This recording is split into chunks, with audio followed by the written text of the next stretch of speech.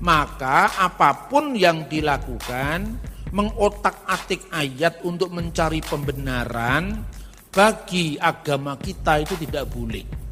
Jikalau saya berbicara seperti ini, itu adalah hak jawab saya ketika iman Kristen disalahpahami. Ya kan? Saya pun juga tidak akan mengotak-atik teks orang lain untuk kepentingan membela iman saya. Saya tidak pernah lakukan itu. Tapi kalaupun misalnya kadang-kadang saya membandingkan satu teks Quran dengan teks Alkitab, biasanya itu kalau berhubungan dengan tuduhan. Misalnya contohnya, ketika kita dituduh mengatakan, orang Kristen berkata bahwa Tuhannya ketiga dari yang tiga.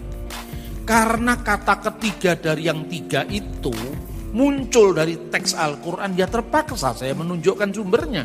Tapi bukan mencari pembenaran, legitimasi dari kitabnya umat Islam. Karena dalam Al-Quran dikatakan laqad kafaral ladzina qalu innallaha salisu salasa.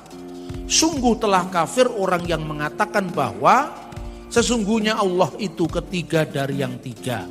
Lalu saya bilang, tidak ada orang Kristen yang mengatakan Allah itu ketiga dari yang tiga. Terus ini siapa Pak kalau bukan Kristen? Saya pun masih menahan diri. Ya golek ono dhewe wong itu bukan kitab saya.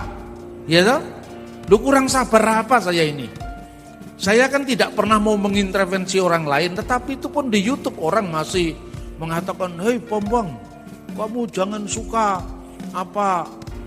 memfitnah Islam." Yang saya memfitnah itu loh kapan? Wong buku saya aja diberikan kata pengantar Pak Said Akil, diberi kata pengantar Gus Dur, saya memberikan kuliah di beberapa IAIN. Lah kapan saya menghujat Islam? Tidak pernah. Tapi itu sengaja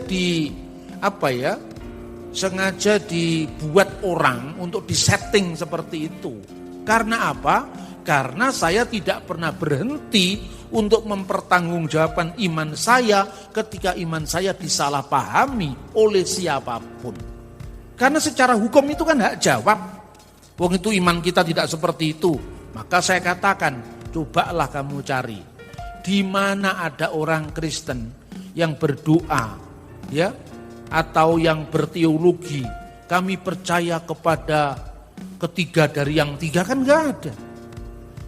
Mau itu ortodoks yang selalu sembahyang dengan mengucapkan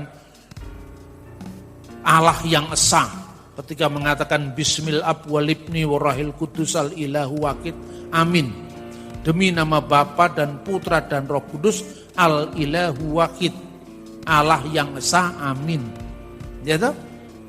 Sekarang di polemikus Muslim selalu muncul itu. Saya selalu mengatakan, kalau kita berbeda bukan berarti kita harus saling menyerang. Tapi dalam hal ini Anda salah, karena kemiripan bunyi tidak bisa diartikan sebagai sama atau kesamaan. Nah, saya ingin memberikan contoh. Misalnya sekarang kita bisa melihat Mahmad atau Mahemat dalam rangkaian kalimat yang bermakna negatif. Jadi artinya kalau itu dijadikan alasan untuk nubuat Nabi Muhammad hanya karena kata-kata mirip, dan itu diulang-ulang dalam berbagai tayangan di video. Hikumam takim wekulo mahmadim zehdoti wezehroi benot Yerusalem. Baik oleh Zakir Naik, Ahmad Didat dulu, sampai sekarang di polemikus Muslim. Muhammad atau satu akar dengan kata Ahmad Muhammad. Tapi itu hanya mirip bunyi, tidak ada hubungan arti sama sekali. Mirip kalau saudara-saudara mendengar kata Narto dalam bahasa Jawa sama Naruto, kira-kira mirip apa tidak? Mirip kan? Tapi Naruto itu orang Jepang, Narto itu orang Wonogiri. Tidak ada hubungannya. Mau diotak-atik apapun juga tidak akan ketemu. Karena antara keduanya memang itu berbeda. Dua bahasa yang berbeda, ada banyak yang seperti itu. Maka menafsirkan kitab suci itu tentu bukan hanya modalnya mendengarkan atau otak-atik gatuk saja. Nah, itu saudara-saudara. Kemudian Justru yang seakar dengan kata Arab terpuji itu bukan Mahmadim atau Muhammad atau Muhammadim dalam bahasa Ibrani. Tetapi dalam bahasa Ibrani digunakan akar kata yadah menjadi hodu. Misalnya ya, dalam bahasa Ibrani hodu ladu judulnya adalah Sirul Asar Sulaiman, syair segala syair dari Sulaiman, Sirul Asar Sulaiman. Ketika saya SMP dulu saya pernah membaca buku itu, dan saya baru tahu ternyata Sirul Asar Sulaiman itu terjemahan bahasa Melayu dari kitab suci kita, bagian kitab Kidung Agung. Amir Hamzah itu seorang muslim, tapi menerjemahkan kitab Kidung Agung dalam salah satu karyanya karena memang nilai kesusastraannya tinggi. Sehingga sastrawan pun mengakui bahwa kitab itu memang kitab yang punya nilai estetika, nilai keindahan yang luar biasa.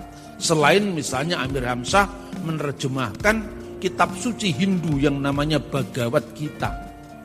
Loh kok sekarang perbedaan itu sedemikian rupa dijadikan alasan untuk saling memaki, saling mengumpat, sekalipun sebetulnya sejarah bangsa ini memiliki keberdampingan damai antar umat beragama.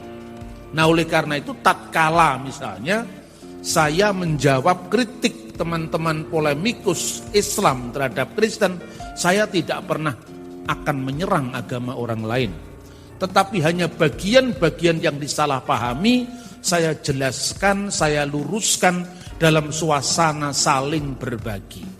Nah, teks yang tadi kita baca yaitu kitab Kidung Agung pasal 5 ayat 16 itu dalam bahasa aslinya ya ada kata Muhammadim. Tetapi tidak semua orang beragama itu pendekatannya polemik, tidak.